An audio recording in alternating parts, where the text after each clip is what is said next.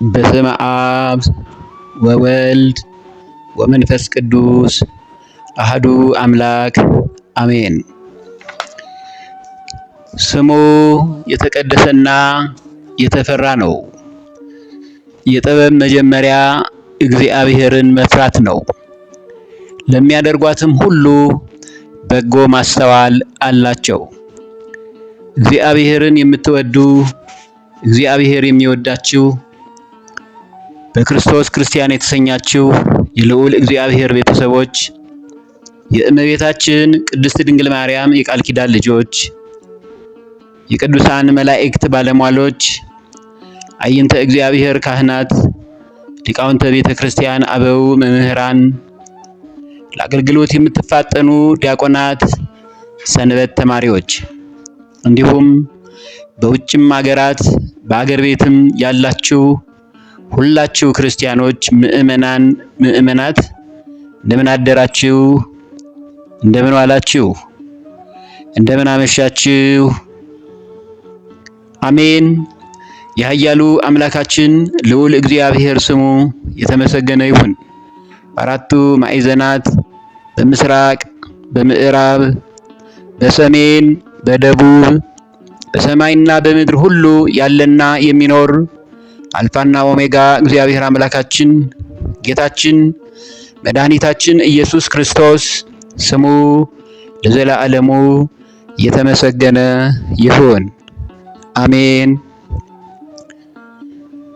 እንደ እግዚአብሔር ቅዱስ ፈቃድ የዕለቱ ትምህርታችን የሌዊን ክህነት አስነውራችኋል በሚለው ትንቢተ ሚልክያስ ላይ የተገለጠው ምዕራፍ 2 ቁጥር 8ን ትንቢታዊ ትምህርት መሰረት በማድረግ ነው።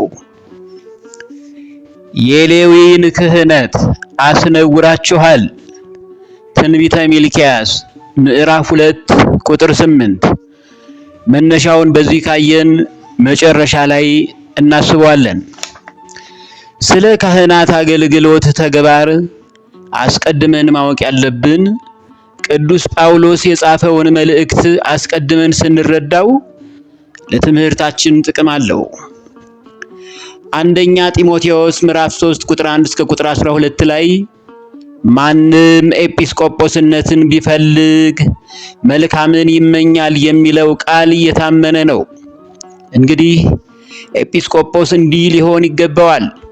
የማይነቅፍ፣ የአንዲት ሚስት ባል፣ ልከኛ፣ ራሱን የሚገዛ፣ እንደሚገባው የሚሰራ፣ እንግዳ ተቀባይ፣ በማስተማር ለማስተማር የሚበቃ፣ የማይሰክር፣ የማይጨቃጨቅ፣ ነገር ግን ገር የሆነ፣ የማይከራከር፣ ገንዘብን የማይወድ፣ ልጆቹን በጭምትነት ሁሉ እየገዛ የራሱን ቤት በመልካም የሚያስተዳድር። ሰው ግን የራሱን ቤት እንዲያስተዳድር ባያውቅ የእግዚአብሔርን ቤተ ክርስቲያን እንዴት ይጠብቃታል? ሰው የራሱን ቤት እንዲያስተዳድር ባያውቅ የእግዚአብሔርን ቤተ ክርስቲያን እንዴት ይጠብቃታል? የራሱ ቤት ሲል ብልቶቹን ካልተቆጣጠረ፣ የሰውነቱን የአካሉን እኒህን በአግባቡ ካልያዘ፣ አንደበቱ ክፉ ቃል የሚናገር ከሆነ የራሱን ቤት እንዲያስተዳድር ባያውቅ የእግዚአብሔርን ቤተክርስቲያን፣ ሕንጻ ቤተክርስቲያንን፣ ማህበር አንድነት ቤተክርስቲያንን፣ የሰውነት አካልን አንድን ሰውን ጨምሮ የሰው ልጆችን በንስሐ ተመልሰው እንዲቀደሱ ማስተዳደር እንዴት ይችላል? ሁላችንም የራሳችንን ቤት ልቡናችንን፣ ህሊናችንን፣ አይምሯችንን፣ አንደበታችንን፣ እጆቻችንን፣ እግሮቻችንን፣ አይኖቻችንን፣ አስተሳሰባችንን በአግባቡ ማስተዳደር ካልቻልን የእግዚአብሔርን ቤተክርስቲያን ማስተዳደር እንዴት ይከብዳል? በጣም ነው የሚከብደው። እንዴት ይቻላል አለ ቅዱስ ጳውሎስ። ይህን ትምህርት የምትሰሙ ክርስቲያኖች ሆይ ቅድስት ቤተክርስቲያን የማን ናት? ቅድስት ቤተክርስቲያን የማን ናት? እንደ መጽሐፍ ቅዱስ ትምህርት የእግዚአብሔር ቤተክርስቲያን በሶስት መንገድ ተገልጣለች። አንደኛዋ ሕንጻ ቤተክርስቲያን፣ ቅድስት ቤተክርስቲያን የእግዚአብሔር ቤተክርስቲያን ናት። መልሱ ቤተክርስቲያን የእግዚአብሔር ናት። የእግዚአብሔር ቤተክርስቲያንን ደግሞ እግዚአብሔር በጸጋው ላይ ጸጋን፣ በረድኤት ላይ ረድኤትን፣ በበረከት ላይ በረከትን ከፍ ከፍ እያደረገ እንዲጨምርልን ቅድስት ቤተክርስቲያንን በመፍራት በመንቀጥቀጥ የእግዚአብሔር ማደሪያ ስለሆነች መመስገኛው ስለሆነች ቅዱስ ሥጋ ክቡር ደሙ ስለሚፈተትባት ብዙ ቅዱሳን ገድላትን ድርሳናትን ስለሚናገሩባት ታምሯ ስለሚነገርባት ከማንም በላይ ራሷ ኢየሱስ ክርስቶስ የሆነላት በደሙ ፍሳሽ የመሰረታት ቅድስት ቤተክርስቲያንን ማክበር አለብን። ቤተክርስቲያን የእግዚአብሔር ናት። አንደኛዋ ቤተክርስቲያን በመጽሐፍ ቅዱስ በሶስት ይከፈላል። አንደኛው ሕንጻ ቤተክርስቲያን ነው። ለዚህ ማስረጃ ብርሃነ ዓለም ሐዋርያው ቅዱስ ጳውሎስ በሐዋርያት ሥራ ምዕራፍ 20 ቁጥር 28 ላይ በገዛ ደሙ የዋጃትን የእግዚአብሔርን ቤተክርስቲያን ተጠብቋት ዘንድ መንፈስ ቅዱስ እናንተን ጳጳሳት አድርጎ ለሾመባት ለመንጋው ሁሉና ለራሳችሁ ተጠንቀቁ። በገዛ ደሙ የዋጃትን የእግዚአብሔርን ቤተክርስቲያን፣ ይሄ ነው ማስረጃው። ቤተክርስቲያን የማን ናት? የእግዚአብሔር ናት። ጌታ አምላክ ኢየሱስ ክርስቶስ በቀራንዮ ባፈሰሰው ደም የመሰረታት ራሷም ቀድሞ ራሱ እግዚአብሔር የሆነላት በመንፈስ ቅዱስ መንፈስ ቅዱስ እናንተን ጳጳሳት አድርጎ ለሾመባት ለመንጋው ሁሉና ለራሳችሁ ተጠንቀቁ በሚል ጽፏል። በኋላ ላይ መጣበታለሁ። ሁለተኛው ቤተክርስቲያን ማህበረ ክርስቲያን፣ ማህበረ አንድነት፣ የምእመናት በአንድነት ተሰብስበው ጸሎትም ሲያደርጉም ይሁን ቅዱስ ቃሉን ሲሰሙ ይህም ቤተክርስቲያን ይባላል። አንደኛ ቆሮንቶስ ምዕራፍ 3 ቁጥር 16 እስከ 17 ላይ አሁንም ቅዱስ ጳውሎስ እንዲህ አለ፣ የእግዚአብሔር ቤተ መቅደስ እንደሆናችሁ የእግዚአብሔር መንፈስ እንዲኖርባችሁ አታውቁምን? ማንም የእግዚአብሔርን በቤተ መቅደስ ቢያፈርስ እግዚአብሔር እርሱን ያፈርሰዋል። በአንድም የሰውነት አካላችንን ነው፣ በሌላም ማህበር አንድነትን መበተን፣ መረበሽ፣ ማወክ የእግዚአብሔር ቤተ መቅደስ ቅዱስ ነውና ያውም እናንተ ናችሁ ነው ያለው። በማህበር ይሄንን የሚያፈርስ እግዚአብሔር ያፈርሰዋል። ሶስተኛው ቤተክርስቲያን አካላዊ ስጋችን ቤተክርስቲያን ይባላል። ሊቀ ሐዋርያት ቅዱስ ጴጥሮስ በአንደኛ ጴጥሮስ መልእክቱ ምዕራፍ 2 ቁጥር 5 ላይ እናንተ ደግሞ እንደ ሕያዋን ድንጋዮች ሆናችሁ በኢየሱስ ክርስቶስ ለእግዚአብሔር ደስ የሚያሰኝ መንፈሳዊ መስዋዕትን ታቀርቡ ዘንድ ቅዱሳን ካህናት እንድትሆኑ መንፈሳዊ ቤት ለመሆን ተሰሩ ነው ያለው። መንፈሳዊ ቤት ለመሆን ተሰሩ። ምንድነው? እግዚአብሔር በእናንተ ውስጥ አድሮ በጎን ነገር እንዲሰራ የእግዚአብሔር ማደሪያ ሁኑ እያለን ነው። በመንፈስ ቅዱስ ተቀደሱ፣ ተለወጡ።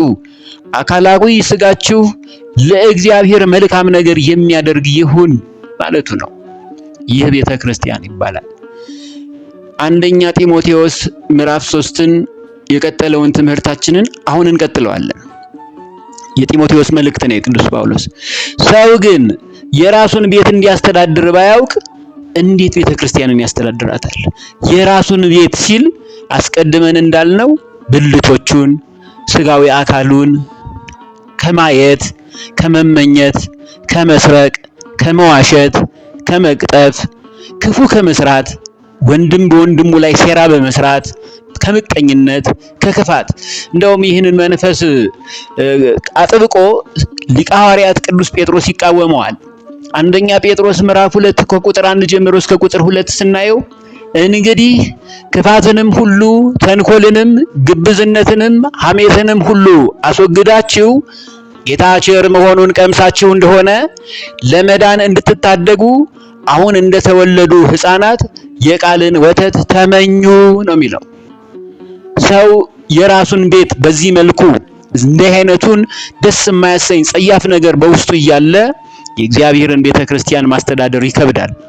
የእግዚአብሔር ቤተክርስቲያን እንዴት ይጠብቃታል? የእግዚአብሔርን ቤተክርስቲያን እንዴት ይጠብቃታል? እንዲህ አይነቱን ቆሻሻ ተግባር ይዘን እንዴት ብለን ቤተክርስቲያንን እንጠብቃታለን? ግልጽ ነው። እንዲሁም ዲያቆናት፣ ጭምቶች፣ በሁለት ቃል የማይናገሩ ለብዙ ወይን ጠጅ የማይጎመጁ ነውረኛ፣ ረብ የማይወዱ ጥቅምን የማይወዱ በንጹህ ሕሊና የሃይማኖትን ምስጢር የሚይዙ። ዲያቆናት የሃይማኖትን ምስጢር ያያሉ። ያን ምስጢር ካዩ በኋላ ምስጢር ሆኖ የሚቀር ነው። ብዙዎች ምስጢርን ከዘከዘኩ እግዚአብሔር አርዮስን አንጀቱን ዘርግፎ እንዳዋረደው ይዋረዳሉ። በጣም መጠንቀቅ ያስፈልጋል። አቅልን ያሳጣል፣ ሕሊና ቢስ ያደርጋል። ራስንም መጣል እንዳይመጣ እግዚአብሔር ሲቆጣ አርጩሜ አይቆርጥም ያደረገናል እንጂ ንግግር እንዳይጥም ይላሉ አባቶቻችን መምህራን። ሊሆኑ ይገባቸዋል ነው ያለው። እነዚህም ደግሞ አስቀድመው ይፈተኑ፣ ከዚህ በኋላ ያለ ነቀፋ ቢሆኑ በድቁና ሥራ ያገልግሉ። እንዲሁም ሴቶች ጭምቶች፣ የማያሙ ልከኞች፣ በነገር ሁሉ የታመኑ ሊሆኑ ይገባቸዋል። ዲያቆናት ልጆቻቸውንና የራሳቸውን ቤቶች በመልካም እየገዙ እያንዳንዳቸው የአንዲት ሴት ባል ይሁኑ። በዲቁና ሥራ በመልካም ያገለገሉ ለራሳቸው ትልቅ ማዕረግና በክርስቶስ ኢየሱስ ባለው እምነት ብዙ ድፍረትን ያገኛሉ ነው ያለው። በዚህ የመጽሐፍ ቅዱስ ትምህርት መሰረት ቅድስት ቤተክርስቲያናችን ሥርዓቷን የምታከናውነው እስከ መጨረሻው ድረስም ሥርዓቱ ተጠብቆና ተከብሮ ይኖራል። ይህንን ነው ክርስቲያኖች ማወቅ ያለብን። አሁን የሌዊን ክህነት አስነውራችኋል ባለው ቃለ መሰረት የሌዊን ክህነት ያስነወረው ማን ነው? እውነተኞቹ አባቶቻችን አይደሉም። ትንቢተ ኤርምያስ ምዕራፍ 23 ከቁጥር 1 ጀምሮ እስከ ቁጥር 2 እንየው። ኤርምያስ ማለት እግዚአብሔር ከፍ ያደርጋል ማለት ነው። ምናልባት ስህተታችንን የበደልነውን በደልና አንዳንድ ችግራችንን ነቅፎ እግዚአብሔር ካወጣልን በኋላ በትክክልም ሊገስጸን፣ ሊያስተምረን፣ ሊቀይረን፣ ሊለውጠንና ሊባርከን ፈልጎ ነው። ትንቢተ ኤርምያስ ምዕራፍ 23 ከቁጥር 1 እስከ ቁጥር 2 ላይ እንዲህ ይላል። ዛሬም ከፍ ሊያደርገን በነቢዩ ኤርምያስ ሊያስተምረን ነው። የማሰማሪያዬን በጎች ለሚያጠፉና ለሚበትኑ እረኞች ወዮላቸው ይላል እግዚአብሔር። ስለዚህ የእስራኤል አምላክ እግዚአብሔር ሕዝቤን ስለሚጠብቁ እረኞች እንዲህ ይላል። በጎቼን በትናችኋል፣ አባራችኋቸውማል፣ አልጎበኛችኋቸውም። እነሆ የሥራችሁን ክፋት እጎበኝባችኋለሁ ይላል እግዚአብሔር። የመንጋዬም ቅሬታ ካባራሯቸው ምድር ሁሉ ወደ በረታቸው ሰብስቤ እመልሳቸዋለሁ። እነርሱም ያፈራሉ ይበዙማል። የሚጠብቋቸውን እረኞች አስነሳላቸዋለሁ። ዳግመኛም አይፈሩምና አይደነግጡም፣ ከእነርሱም አንድ አይጎድልም ይላል እግዚአብሔር። ይህ የማሰማሪያዬን በጎች ለሚያጠፉ ለሚበትኑ እረኞች ነው። ደጋጎቹ ለሆኑት ቅድስት ቤተ ክርስቲያንን አክብረው ለሚያከብሩ ሊቃነ ጳጳሳት፣ ጳጳሳትና ኤጲስቆጶሳት ቤተ ክርስቲያንን በአግባቡ የሚያስተዳድሩትን አይወክልም። ይህ ቅዱስ ቃል የእግዚአብሔር ቃል ነው። የተከበረው ለታላቁ ነቢዩ ኤርምያስ እግዚአብሔር ተናገር፣ አስተምር ብሎ የነገረው እውነተኛ አማናዊ ቃል ነው። ለሚያጠፉና ለሚበትኑ እረኞች፣ ለሚያጠፉ በደልን አብዝተው ለሚሰሩ፣ ለሚበትኑ የተሰጣቸውን አደራ በአግባቡ ያልተወጡ በጎችን ተበትነው እንዲቀሩ ላደረጉ ማለቱ ነው። እነዚህን ነው። ከነርሱ ግን ይሄን ቢበትኗቸው እኔ የሚጠብቋቸውን እረኞች አስነሳላቸዋለሁ። ዳግመኛም አይፈሩምና አይደነግጡም። ምዕመናንም ሕዝበ ክርስቲያንም እንዳይፈሩ እንዳይደነግጡ እኔ መልካም እረኛ እሰጣቸዋለሁ አለ። ይሄ ነው። በሌላም ትንቢተ ኤርምያስ ምዕራፍ 23 ከቁጥር 1 እስከ ቁጥር 11 እስከ 12 ላይ እንዲህ ይላል። ነቢዩና ካህኑ ረክሰዋልና በቤቴም ውስጥ ክፋታቸውን አግኝቻለሁ ይላል እግዚአብሔር። በቤቴም ውስጥ ክፋታቸውን አግኝቻለሁ። ቤቴ ያላት ቅድስት ቤተ ክርስቲያንን ነው። ነቢዩና ካህኑ በዝሙት፣ በኃጢአት፣ በበደል፣ በስካር፣ በዘረኝነት፣ በጎጠኝነት፣ በመተት፣ በአስማት፣ በትብተባ ረክሰዋልና ነው ያለው። በቤቴም ውስጥ ክፋታቸውን አግኝቻለሁ ይላል እግዚአብሔር። እውነተኞቹን አይመለከትም። ስለዚህ መንገዳቸው በጨለማ እንዳለች እንደ ድጥ ስፍራ ትሆንባቸዋለች፣ እነርሱም ፍግምግም ብለው ይወድቁባታል ነው የሚለው። እኔም በምጎበኛቸው ዓመት ክፉ ነገርን አመጣባቸዋለሁና ይላል እግዚአብሔር። ክፉ ነገርን ነው የሚለው። በእውነት እግዚአብሔር ዛሬም ይጠብቀን በቸርነቱ በምህረቱ በይቅርታው በአባታዊ ፍቅሩ ቅድስት ቤተ ክርስቲያንን ይጠብቅ፣ አገልጋዮቻችንንም ይጠብቅልን። እጅግ አስፈሪ ነገር ነው። እግዚአብሔር የተናገረውን ያደርጋል። እስቲ ትንቢተ ኤርምያስ ምዕራፍ 23ን ከቁጥር 13 እስከ 15 እንመልከተው። በሰማርያ ነቢያት ላይ ስንፍናን አይቻለሁ፣ በበዓል ትንቢት ይናገሩ ነበር አለ። አሁን እዚህ ላይ በዓል ብሎ የጻፈው አይኑ አን አልፋው አን ስንለየው ዝም ብለን ስንጠራው አ ነው። አልፋው አ ራባ አይ አ አራተኛው አ ጀጣዖት ማለት ነው። ለጣዖት የምንጠቀመው ፊደል ነው። አይኑ አ በዓል ከሆነ ለእግዚአብሔር በዓል የምንጠቀመው ነው። ይሄንን ምዕመናን ለይተን ማወቅ አለብን። ለዚህም ነው ቅዱስ ጳውሎስ በሁለተኛ ቆሮንቶስ ምዕራፍ 3 ቁጥር 6 ላይ ፊደል ይገድላልና መንፈስ ግን ሕይወትን ይሰጣል ያለው። በአንድ ፊደል ምክንያት መሞት መገደል እንዳይኖር ስህተት ውስጥ እንዳንገባ፣ በዓል የጣዖት ነው በሚል ሳናውቀው ክህደት ውስጥ እንዳንገባ፣ የእግዚአብሔር በዓላት እግዚአብሔር ያከበራቸው የድንግል ማርያም በዓላት እግዚአብሔር ያከበራቸው የቅዱሳን መላእክት በዓላት ጣዖት አይደለም። ጣዖት ግን አለ። በበዓል ትንቢትን ይናገሩ ነበር ያለው አልፋው አራባይ አን ነው። ጣዖት ማለት ነው። ሕዝቤን እስራኤልን ያስቱ ነበር ነው ያለው። የሰማርያ ነቢያት ሕዝቤን እስራኤልን፣ ስለ ሕዝቡ የሚቆረቆር ማን ነው? የሰማዩ አምላክ ልዑል እግዚአብሔር ነው። እርሱ ፈጠረን፣ የእርሱ ልጆች ነን። የእርሱን ልጆች በአግባቡ ማገድ ያልቻሉ ነቢያትና ካህናት ካሉ ሳይቀጡ አይቀርም ማለቱ ነው። ሕዝቤንም እስራኤልን ያስቱ ነበር። በኢየሩሳሌምም ነቢያት ላይ የሚያስደነግጥን ነገር አይቻለሁ አለ። ዛሬ ምናልባት በዚህችው ሀገራችን በኢትዮጵያና በውጭም ሀገር ያሉ በአምስቱ አሃት ቤተክርስቲያን ውስጥ ግብፅ፣ አረመን፣ ሶሪያ፣ ህንድ፣ ኢትዮጵያን ጨምሮ በአግባቡ እግዚአብሔርን መንገዱን ካተከተል በኢየሩሳሌም ነቢያት፣ መምህራን፣ ሰባኪያነ ወንጌል፣ ካህናት ላይ የሚያስደነግጥን ነገር አይቻለሁ ብሎ እግዚአብሔር ይናገራል። በሰማርያ የነበሩት ነቢያት የተወቀሱበት ቃል ዛሬም ነገም እስከ ዓለም ፍጻሜ ድረስ ይሰራል። ምንድነው ያየው እግዚአብሔር? ያመነዝራሉ፣ በሐሰትም ይሄዳሉ። ያመነዝራሉ፣ በሐሰትም ይሄዳሉ። ማንም ከክፋቱ እንዳይመለስ የክፉ አድራጊዎችን እጅ ያበረታሉ። የክፉ አድራጊዎችን እጅ በርቱ ብለው አጥፍተው እንዳላጠፉ ነው ልጅ አይደለ ብለው እንዲያልፉ ያደርጋሉ። ለጥቅም ብለው የእግዚአብሔርን ክብር ገስጸው ስህተት ነው የሰራው፣ የእግዚአብሔር ቤተክርስቲያንን ጠብቅ፣ እንዴት እንዲህ ታደርጋሉ አይገስጹም። ጭራሽ ከክፋቱ እንዳይመለስ የክፉ አድራጊዎችን እጅ በርታ እያሉ በዝምታና በጸጥታ ያበረታሉ። ሁሉም እንደ ሰዶም የሚኖርባትም እንደ ገሞራ ሆኑብኝ ነው ያለው። ይቺ ሰዶምና ገሞራ እኮ ሙት ባህር ነው የሆነችው በመቅሰፍት።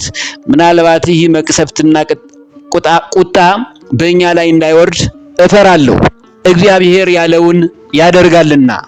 ስለዚህ በቸርነቱና በምህረቱ በአባታዊ ፍቅሩ ቅድስት ቤተክርስቲያንን የሚጠብቅ የጠፋነውንም ይመልሰን፣ የጸኑ ደጋጋ አባቶቻችንንም ይጠብቅልን። አሜን። ስለዚህ እግዚአብሔር እንዲህ ይላል፣ እነሆ ከኢየሩሳሌም ነቢያት ዘንድ ርኩሰት በምድር ሁሉ ላይ ወጥቷልና እሬትን አበላችኋለሁ፣ የሐሞትንም ውሃ አጠጣችኋለሁ። መራራውን ነገር መከራን፣ ፍዳን፣ ችግርን፣ ረሃብን፣ ጥማትን፣ ሐዘንን፣ ትካዜን በአጠቃላይ በደዌ በበሽታ እመታችኋለሁ፣ በሰው ዘንድ የተናቁ አደርጋችኋለሁ አለ። እሬትን አበላችኋለሁ። በጎቼን በትነው ክብሬን አዋርደው ማደሪያዬን ቤተክርስቲያንን አረክሰው እነርሱ በሰላም አይኖሩም ነው እግዚአብሔር የሚለው። በመቅሰፍት እጎበኛችኋለሁ። ይህ የነብዩ ኤርምያስ ቃል የኔ ቃል አይደለም፣ የእግዚአብሔር ቃል ነው። ለነቢያቱ ያናገረውን እውነትን መነጋገር አለብን። የእግዚአብሔርን ቃል በወጉ በስርዓቱ በጊዜው በርዕስ ተሰጥቶት ሁሉም መነገር አለበት። የእግዚአብሔርን ቃል የሚሰብኩ ሰባኪያነ ወንጌል መምረጥ የለባቸውም። ይህም አንዱ ክፍል ነው። መነገር ካለበት ሁሉም መነገር አለበት። አገልግሎታችን በፍቅርና የእግዚአብሔርን ሕግ በመከተል ካልሆነ የመጨረሻው ዕጣ ፈንታችን በሰማርያ እንደነበሩት ነቢያት መጨረሻችን በመቅሰፍት መቀጣት ይሆናል ማለት ነው። እግዚአብሔር ከዚህ ይጠብቀን። በእውነትና በግልጽ እንነጋገር ከተባለ አሁን ላይ ጥቂት የማይባሉ የስልጣነ ክህነት ማዕረግን ይዘው በሕጉና በሥርዓተ ቤተክርስቲያን ቀጥተኛ መንገድ መጓዝ ሲገባቸው ባልተገባ መንገድ ሄደው ለሕዝበ ክርስቲያን መሰናክል የሆኑ ጥቂት የማይባሉ ወገኖች እንዳሉ ማረጋገጫ አያስፈልገንም። ምክንያቱም በግልጽ የሚታይ በመሆኑ ነው። ግልጽ ነው። በሕገ እግዚአብሔርና በሥርዓተ ቤተ ክርስቲያን ዶግማና ቀኖናውን ጠብቀው ያልሄዱ የማይሄዱ በአገልጋይነት ሽፋን ክፉ ተግባራትን የሚፈጽሙ አካላት አሁንም አሉ። እነዚህ አካላት እውነተኞች አባቶቻችንን ሊቃነ ጳጳሳትን፣ እውነተኞች ጳጳሳትን፣ እውነተኞች ቆሞሳትን፣ እውነተኞች ኤጲስቆጶሳትን፣ እውነተኞች ቀሳውስትን፣ እውነተኞች ዲያቆናትን፣ እውነተኞች መምህራንን፣ ሰባኪያነ ወንጌልን ወዘተ ሊወክሏቸው የማይችሉ በአገልጋይነት ስም እዚህም እዛም ውር የሚሉ እነርሱ በአገልጋይነት ስም ሆነው ተሰናክለው ሌሎችን የሚያሰናክሉ ሕገ እግዚአብሔርን የናቁና ያልጠበቁ በቅድስት ቤተ ክርስቲያናችን ላይ በሀገረ ኢትዮጵያም ይሁን በውጭ ሀገራት ጭምር ባሉ አብያተ ክርስቲያናት ራሳቸውን ያሰማሩ ካህናት ሆነው ቅዱስ ቃሉን በሕይወቱ ያልኖሩበት አገልጋይ ተብዮች እንዳሉ አገር ያወቀው ፀሐይ የሞቀው የአደባባይ ምስጢር ነው። ይህ የእግዚአብሔር ቃል ነው። በግልጽ መነጋገር አለብን። ሰላምም ፍቅርም የሚያመጣው እግዚአብሔርም ይቅር የሚለን እውነቱን አፍረጥርጠን ስንነጋገር ነው። አባቶችም አይከፋቸውም፣ በልባቸው እነርሱንም ያውቃሉ። የአባቶቻችን በረከት በእኛም ላይ እንዲያድር እነርሱም በርትተው ሊጠነክሩ ይገባል። ይህንንም እውነት አበይት ነቢያት ከሆኑት አንዱ የሆነው ነቢዩ ሕዝቅኤል ራሳቸውን ላሰማሩ እረኞች አስቀድሞ በትንቢት የእግዚአብሔርን ቃል እንዲህ ሲል ገልጦታል። ራሳቸውን ያሰማሩ። ትንቢተ ሕዝቅኤል ምዕራፍ 34 ቁጥር 1 እስከ ቁጥር 6 ላይ ሕዝቅኤል ማለት እግዚአብሔር ብርታትን ይሰጣል ማለት ነው። ይህንን የእግዚአብሔርን ቃል በርዕስ አምጥተን ስንማርበት አባቶቻችንም ኃይልን፣ ብርታትን፣ ጥንካሬን ምዕመናንም ሕዝበ ክርስቲያንም ይህን ሲሰሙ ብርታትን፣ ጥንካሬን ያገኙበታልና ነው። ትንቢተ ሕዝቅኤል ምዕራፍ 34 ቁጥር 1 እስከ 6 ላይ የእግዚአብሔር ቃል ወደ እኔ እንዲህ ሲል መጣ። የሰው ልጅ ሆይ ትንቢት ተናገር፣ በእስራኤል እረኞች ላይ ትንቢት ተናገር። እረኞችንም እንዲህ በላቸው፣ ጌታ እግዚአብሔር እንዲህ ይላል፣ ራሳቸውን ለሚያሰማሩ ለእስራኤል እረኞች ወዮላቸው። በጎችን ጥለው ራሳቸውን ለሚያሰማሩ ለእስራኤል እረኞች ወዮላቸው።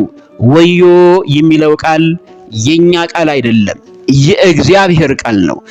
እረኞች በጎችን ያሰማሩ ዘንድ አይገባቸውምን? ጮማውን ትበላላችሁ፣ ጠጉሩንም ትለብሳላችሁ፣ የወፈሩትን ታርዳላችሁ፣ በጎቹን ግን አታሰማሩም አለ።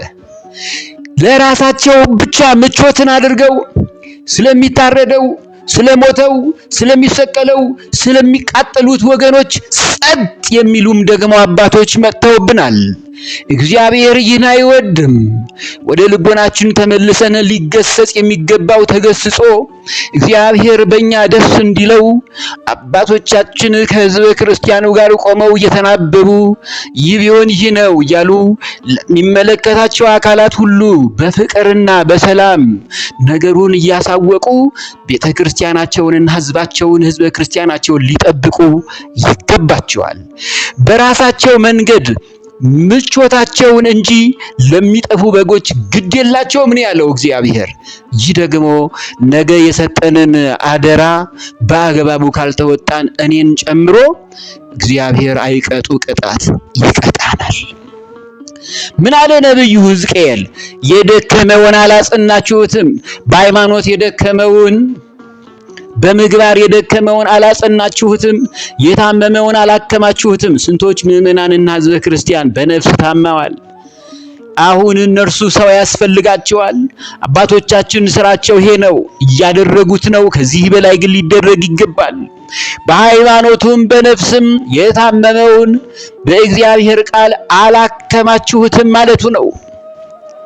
ብዙዎች በእግዚአብሔር ቃል መታከም ይፈልጋሉ፣ ግን እረኞች ጥቂቶቹ ራሳቸውን እያሰማሩ ነው። የተሰበረውን አልጠገናችሁትም። በሃይማኖት ምክንያት ተጠራጥሮ የጠፋውን የተሰበረውን በዚህ ምክንያት እውነተኛውን ቃል ሳታስተምሩት ቀርቶ እንዲህ ልቡ የተንጠለጠለ ተጠራጣሪ የሆነ ምዕመናን ጥቂት አይደለም። እውነተኛውን ቀጥተኛ ትምህርት በማስተማር ከስብራታቸው አልጠገናችኋቸውም ማለቱ ነው። በትዕቢት ተሞልቶ አገልጋይነት ውድቀት እንጂ ሌላ ጥቅም የለውም። ይሄ ነው። ሁላችሁም እርስ በርሳችሁ እየተዋረዳችሁ ነው ያለው። ትህትና ያስፈልገናል። ትህትናን እንደ ልብስ ታጠቁ፣ እግዚአብሔር ትዕቢተኞችን ይቃወማልና ለትሑታን ግን ጸጋን ይሰጣል ነው ያለው። አንደኛ ጴጥሮስ ምዕራፍ 5 ቁጥር 5 ላይ ከላይ ጀምሮ እስከታች ያለን ትህትና ያስፈልገናል። ትዕቢት፣ ትምክህት፣ ራስን ማሰማራት ከሁሉ በላይ ትልቅ ሆኖ ለመታየት ከምናደርግ ይልቅ አባቶቻችን ቅዱሳን ጥሬ እየበሉ አባቶቻችን ቅዱሳን ምንም ነገር የሚበሉት አጥተው ግን ጸጋቸውና ግርማቸው ያስፈራል። የነሱ በረከት ያድርብን ዘንድ በትህትና ቅድስት ቤተክርስቲያንንም ሆነ ሕዝበ ክርስቲያንን ልናገለግል ይገባል። አጥብቆ እግዚአብሔር ትዕቢተኞችን ይጠላልና እንዲህ አይነቱ መንፈስ የትዕቢት መንፈስ ነው። የባዘነውንም አልመለሳችሁትም ነው የሚለው። በዚህች ዓለም በኑሯቸው ጉድለት በመራራ ሕይወት እየባዘኑ ያሉ ምዕመናን ሕዝበ ክርስቲያን ጥቂቶች አይባሉ። የሰው ልጆች ልዑል እግዚአብሔርን ፍለጋ በየትኛውም አቅጣጫ እየባዘኑ እያለ በጎችን ግን የሚያሰማራና በአግባቡ የሚያግድ ጠፋ። አሉን አባቶች ግን በየአቅጣጫው አደራውን ያልተወጣ አባቶች አሉ። እውነቱ ይሄ ነው። እውነቱን እንነጋገር። ዛሬም ለጽድቅ የሚፋጠኑ ቅዱስ ተግባሩን ይህን ቅዱስ ተግባር የሚያደርጉ ትጉሃን አባቶች እንዳሉን አንጠራጠርም። እነዚህም ንዑዳን ክቡራን ናቸው። የጠፋውን አልፈለጋችሁትም። በሃይማኖታቸው ምክንያት የጠፉትን ምግባር ቅድስና አልተው በተለያየ አይነት ችግር፣ ሱሰኝነት በተለያየ ይጠፋሉ። እኒህን ወገኖች እግር በእግር እየተከተሉ ይሄ ነው በእግዚአብሔር ዘንድ ሽልማት የሚያሰጠው። ታዲያ አደራችንን በስልጣነ ክህነቱ ጸጋ ውስጥ እግዚአብሔር ይህን ክብር ሲሰጠን እንዲህ አይነቱን በጎ እንድንሰራ ነው፣ ራሳችንን እንድናሰማራ አይደለም። በጎችን አልፈለጋችኋቸውም፣ የደከሙት በጎች ግን ዝለዋል ነው ያለው። በኃይልና ጭራሽ በጭቆና ገዛችኋቸው። ነቢየ እግዚአብሔር ቅዱስ ዳዊት በኃይልና በጭቆና ሊገዟቸው የፈለጉትን አስቀድሞ በመዝሙሩ እንዲህ ተቀኘው። መዝሙረ ዳዊት ምዕራፍ 81 በቅንፍ 82 ከቁጥር 1 ጀምሮ እስከ ቁጥር 4 ላይ እግዚአብሔር በአማልክት ማህበር ቆመ፣ ይቆማል፣ ይፈርዳል፣ በአማልክት መካከል ይፈርዳል። እስከ መቼ ሐሰትን ትፈርዳላችሁ? እስከ መቼስ ለኃጢአተኞች ፊት ታዳላላችሁ? ለድሆችና ለድሃ አደጎች ፍረዱ፣ ለችግረኛውና ለምስኪኑ ጽድቅ አድርጉ፣ ብቸኛውንና ችግረኛውን አድኑ፣ ከኃጢአተኞችም እጅ አስጥሏቸው ነው ያለው። ከካህዲዎች፣ ከገዳዮች፣ ከዘራፊዎች፣ ከአራጆች ልጆቻችሁን አስጥሏቸው፣ አደራችሁን ጠብቁ፣ ዝምታው ይብቃ ነው የሚለው የእግዚአብሔር ቃል። ይሄ ነው ቅዱስ ዳዊት ያስተማረን እውነት ይህንን ነው። ቅዱስ ጳውሎስም በሐዋርያት ሥራ ምዕራፍ 20 ቁጥር 28 ላይ የሐዋርያት ሥራን የጻፈው ወንጌላዊው ቅዱስ ሉቃስ ነው። በገዛ ደሙ የዋጃትን የእግዚአብሔርን ቤተክርስቲያን ተጠብቋት ዘንድ መንፈስ ቅዱስ እናንተን ጳጳሳት አድርጎ ለሾመባት ለመንጋው ሁሉና ለራሳችሁ ተጠንቀቁ። በገዛ ደሙ የዋጃት ቅዱስ ቤተክርስቲያንን የእግዚአብሔርን ቤተክርስቲያን ማህበር አንድነትን አካላዊ ሰውነታቸውን አንድን ሰውም ቢሆን እንዲሁ ራሷን ማህደረ መለኮት ቅድስት ቤተክርስቲያንን መንፈስ ቅዱስ እናንተን ጳጳሳት አድርጎ ለሾመባት ለመንጋው ሁሉና ለራሳችሁ ተጠንቀቁ። ከፓትርያርኩ ጀምሮ እስከ በር ጠባቂ ያሉት በተዋረድ ስልጣነ ክህነቱ ያላችሁ አባቶቻችን፣ መምህራን፣ ሰባኪያን ወንጌል ሁላችንንም የሚያስጠይቀንን ስራ በአግባቡ ሰርተን ከእግዚአብሔር ዘንድ ንዑዳን ክቡራን የሚለውን ሽልማት ለመሸለም እንጂ ለሰዎች መሰናክል እንዳንሆን መጠንቀቅ ያስፈልጋል። እናንተን ጳጳሳት አድርጎ ለሾመባት ለመንጋው ሁሉና ለራሳችሁም ተጠንቀቁ ነው የሚለው። ይህ የኔ ቃል አይደለም። ከተከበሩት አባቶቻችን ሐዋርያት ታላቁ ሐዋርያ ብርሃነ ዓለም ሐዋርያው ቅዱስ ጳውሎስ የተናገረው የጻፈው መልእክት ነው። አንደኛ ጴጥሮስ ምዕራፍ 5 ቁጥር 2 እስከ 4 ላይ እንዲህ ይላል። ሊቀ ሐዋርያት ቅዱስ ጴጥሮስም የበኩሉን በዚህ ጉዳይ ተናግሯል። በእናንተም ዘንድ ያለውን የእግዚአብሔርን መንጋ ጠብቁ፣ እንደ እግዚአብሔር ፈቃድ በውድ እንጂ በግድ ሳይሆን በበጎ ፈቃድ እንጂ መጥፎን ረብ ጥቅም በመመኘት ሳይሆን ጎብኙት። እከሌ ድሃ ነው፣ እከሌ ባለጸጋ ነው፣ እርሱ ጋር ሊሄድ፣ እከሌ ድሃ ነው አትለዩ። ሰው ነው። በእኔ ዘንድ ሰው ክቡር ነው። ለድሃውም ሞቻለሁ፣ ለባለጸጋውም ሞቻለሁ፣ ለባሪያውም ሞቻለሁ፣ ለጌታውም ሞቻለሁ፣ ለጥቁሩም ሞቻለሁ፣ ለቀኙም ሞቻለሁ፣ ለረጅሙም ለአጭሩም፣ ለሁሉም፣ ለሴምም ለካምም ለያፌትም ምንም ልዩነት የለውም። ይህንን ጎብኙት፣ ለመንጋው ምሳሌ ሁኑ እንጂ ማህበሮቻችሁን በኃይል አትግዙ። አባቶቻችንና አገልጋዮች ምሳሌ ነው። አበላላችን፣ አጠጣጣችን፣ አረማመዳችን፣ አደማመጣችን፣ አነጋገራችን፣ አካሄዳችን፣ አለባበሳችን ጭምር በአጠቃላይ አርምሞ የምናደርገው ነገር ሁሉ ለሕዝበ ክርስቲያኑ ምሳሌ ልንሆን ይገባል። ማህበሮቻችሁን በኃይል በጭቆና በግፍ አትግዙ። እንዲህ አይነቱን አገልግሎት እኔ ጸየፈዋለሁ ነው ያለው እግዚአብሔር። የእረኞችም አለቃ፣ የእረኞች አለቃ፣ የሰራዊት አለቃ፣ የሊቃነ መላእክት ቅዱስ ሚካኤል እስከ ቅዱስ ሰላካኤል ያሉት የ99ኙ ነገደ መላእክት አለቃ፣ ዋናው እረኛ፣ የሰማይም የምድሩም ጌታ ባለቤት ኢየሱስ ክርስቶስ በሚገለጥበት ጊዜ የማያልፈውን የክብርን አክሊል ትቀበላላችሁ ነው ያለው። ይህንን የክብር አክሊል እግዚአብሔር እንዲያቀዳጀን በወጉና በሥርዓቱ ያለንን ቃል እንፈጽም። ይሄ ተገቢ ነው። ከትንቢተ ሕዝቅኤል ምዕራፍ 34 ካቋረጥንበት እንቀጥልና እንዲህ ይላል። በጎቼም እረኛንም በማጣት ተበተኑ፣ ለምድርም አውሬ ሁሉ መብል ሆኑ ነው ያለው። ለምድርም አራዊት፣ ለምድር አራዊት ዲያብሎስ ከእግዚአብሔር ተለይቶ ወደ ሲኦል ሲጋዝ ወደ ምድር የተጣሉ፣ ወደ ባህር የተጣሉ፣ ወደ ሲኦል በአየር ላይ የተጣሉ አጋንንት አሉ። ወዮልሽ ለምድር፣ ወዮልሽ ለባህር እያለ ታላቁ የሰራዊት አለቃ ሊቃነ መላእክት ቅዱስ ሚካኤል በዮሐንስ ራእይ ምዕራፍ 12 ላይ ከቁጥር 7 ጀምሮ የተናገረው ቃል ይፈጸማል። ወዮልሽ ለምድር፣ ወዮልሽ ለባህር። ምድር ይችን ዓለም ነው፣ ባህር አላት አሁንም ዓለምን ነው። ስለዚህ ለምድርም አራዊት ሁሉ መብል ሆነዋል። ለሰራዊት አጋንንት፣ ለጥልመያኮስ፣ ለአጋንንት፣ ለክፉ መንፈስ፣ ለሌጊዮን፣ ለጭፍሮች አራዊት መብል ሆኑ፣ ተበተኑም አለ እግዚአብሔር። አሁን እየሆነ ያለው እውነት ይህም አይደል? በጎቼም በተራሮች ሁሉና በረዘሙ ኮረብቶች ሁሉ ላይ ተቀበዝብዘዋል። በመተትና በአስማት ምክንያት ክፋት እየተሰራባቸው በየገዳማቱ፣ በየአድባራቱ፣ በየኮረብታው፣ በየተራራው እናቶቻችን ልጆቻቸውን ይዘው፣ እህቶቻችን ልጆቻቸውን ይዘው፣ እህቶቻቸው ወንድሞቻቸውን ይዘው፣ ወንድሞቻቸው እህቶቻቸውን ይዘው ይንከራተታሉ። በጎቼም በተራሮች ሁሉና በረዘሙ ኮረብቶች ሁሉ ላይ ተቀበዝብዘዋል። ስለ እንደዚህ መቀበዝበዝ እግዚአብሔር ግድ ይለዋል። እኛ ግን ዝም ብንል እግዚአብሔር ይደርሳል። ከተፍ ይላል እዚያው ያለንበት ስፍራ ላይ። በጎቼም በምድር ጌታ ፊት ሁሉ ላይ ተበትነዋል። በምድር ጌታ ፊት ሁሉ ተበትነዋል። የሚሻም የሚፈልግም አልነበረም። ማንም ስለ በጎቹ ግድ የሚለው የለም። ራሱን የሚያሰማራ አገልጋይ ስለ በጎች ግድ ካልሰጠው እግዚአብሔር ይመጣል። እስቲ ትንቢተ ሕዝቅኤልን ምዕራፍ 34 ከቁጥር 9 እስከ ቁጥር 10 እንመልከተው። እንዲህ ይላል፣ እረኞች ሆይ የእግዚአብሔርን ቃል ስሙ።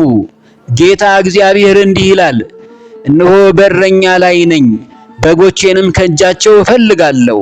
በጎቼንም ከእጃቸው ስፈልግ በጎቼንም ከማሰማራት አስተዋቸዋለሁ።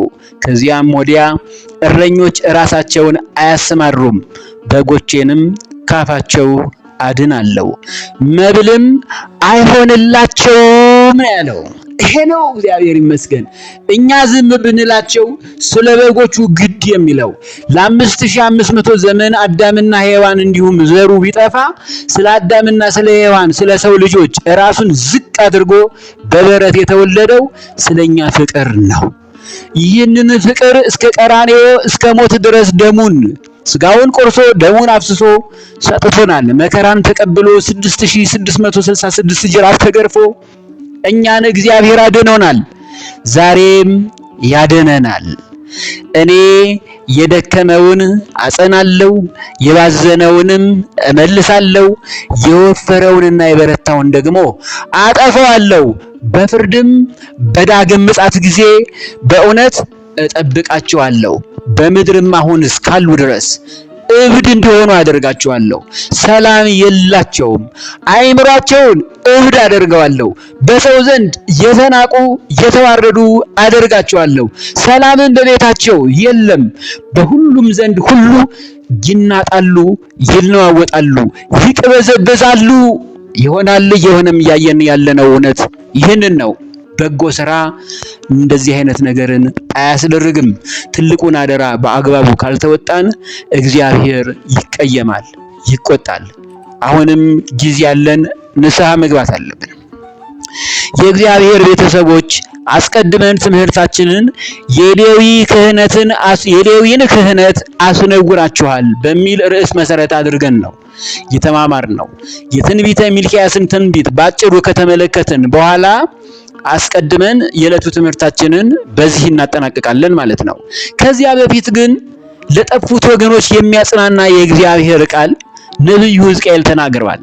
ሕዝቅኤል ምዕራፍ 34 ቁጥር 16 ላይ የጠፋውንም እፈልገዋለሁ አለ። በሌሎች ቤተ እምነት በብዙ ክህደት የጠፉ ወገኖቼን እፈልጋቸዋለሁ አለ። የባዘነውንም ወገን ዘመድ ያጣውንም እመልሰዋለሁ፣ የተሰበረውንም እጠግነዋለሁ፣ የደከመውንም አጸናዋለሁ፣ የወፈረውንም የበረታውንም አጠፋለሁ፣ በፍርድም እጠብቃቸዋለሁ። ደግሜ ይህን ቃል ያነበብኩት ተስፋ እግዚአብሔር ከኛ ጋር እንዳለ ዝም ቢለን እንዳልተወን የምንማርበት ትምህርት ነው።